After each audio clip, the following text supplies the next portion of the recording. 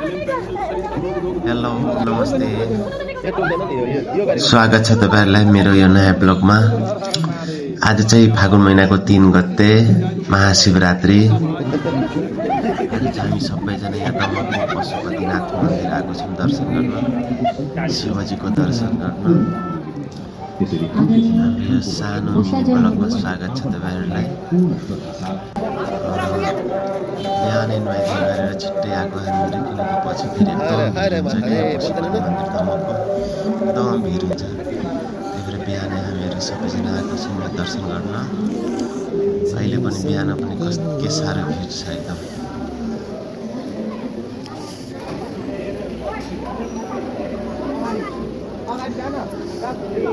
यो दर्शन गर्न पनि लाइनमा बस्नु पर्छ।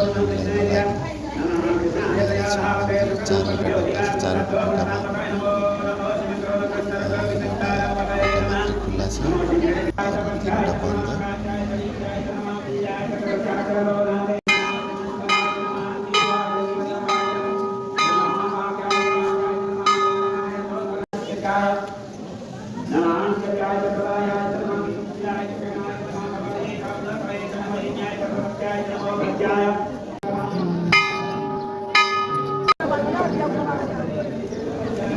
भित्र जानु मिल्दैन, बाहिरबाट झ्यालले दिनुपर्छ। पूजा गरेर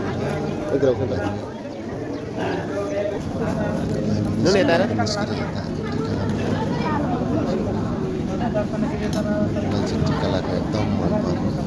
टिका लगाउन जाने पहिला टिका लगाउन आएको, टिका लगाइसकेर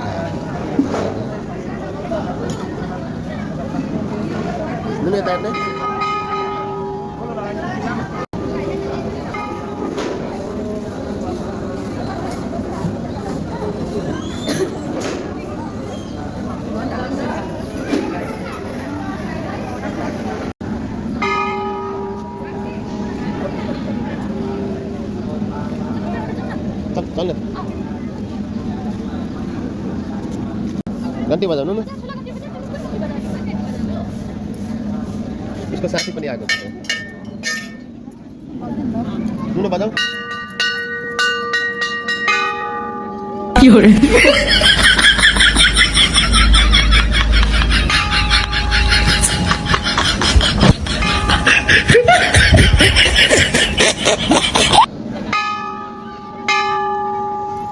घन्टी बजाउँदा यस्तो तर्सिन्छ नि नुनु, आँखा बन्द डर लाग्छ। तर पनि घन्टी बजाउन यति रहर गर्छ नि। घन्टी बजाइसकेर अब जाने हामी।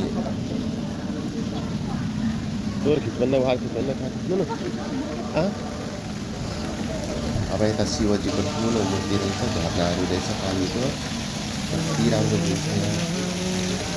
मान्छे पूजा गरेर फोटो खिच्ने ठाउँ भनेको सबभन्दा राम्रो शान्त सफा फोटो खिच्ने चाहिँ दामी फोटो आउने यहाँ। मलाई एकदम मनपर्ने अस्ति पनि आएको मनपर्छ।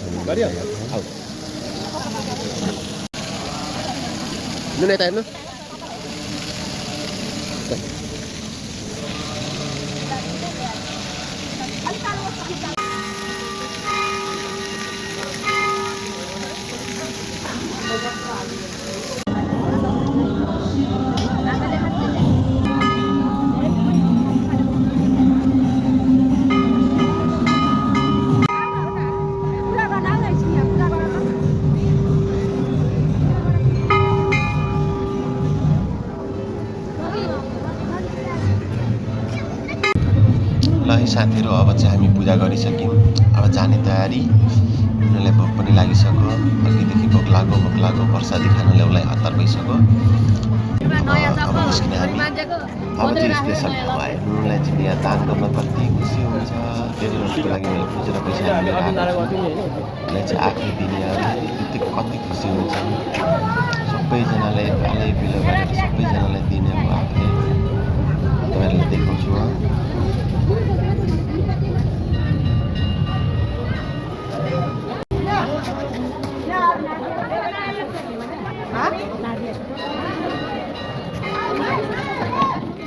हर हर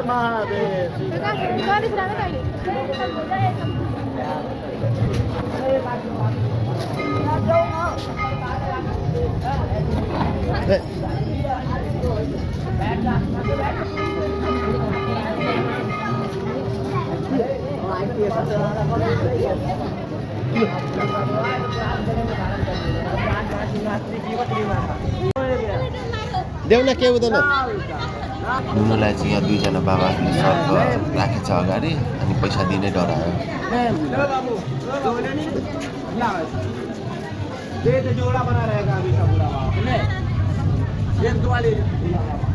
एक मिनट पहले वीडियो बनाने दीजिए आएंगे हम राधे राधे ठिक छ खबर उहाँ चाहिँ दमकको धेरै पुरानो बाजे राधे राधे बाजे पहिला चाहिँ दुकानमा गएर राधे राधे भन्दै टिका लगाइदिनुहुन्थ्यो धेरै पुरानो धेरै पहिलादेखि नै अरे बोले अरे अरे ए उठ्नु त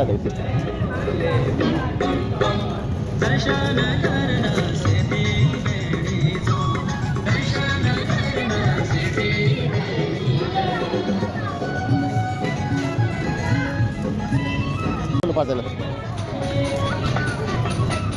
ल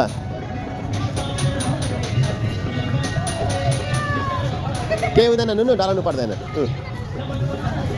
यहाँ पनि एकजना बाबासँग सर्प रहेछ सर्प देख्ने बित्तिकै नुनु त डराएर दिनै मान्दैन पैसा नदिने भनेर अगाडि राख्यो ल त साथीहरू सबैजनालाई धेरै धेरै धन्यवाद मेरो भिडियो हेरिदिनु भएकोमा कस्तो लाग्यो video like comment share subscribe गरिदिनु होला पुरै भिडियो हेरिदिनु भएकोमा धेरै धेरै धन्यवाद तपाईँहरूको सबैजनालाई लाइक गरिदिनु होला कमेन्ट गरिदिनु होला सब्सक्राइब गरिदिनु होला हस् त धन्यवाद थ्याङ्क यू फर वाचिङ कस्तो लाग्यो यसो सल्लाह सुझाव दिनु होला हस् त जय भोलेनाथ हर हर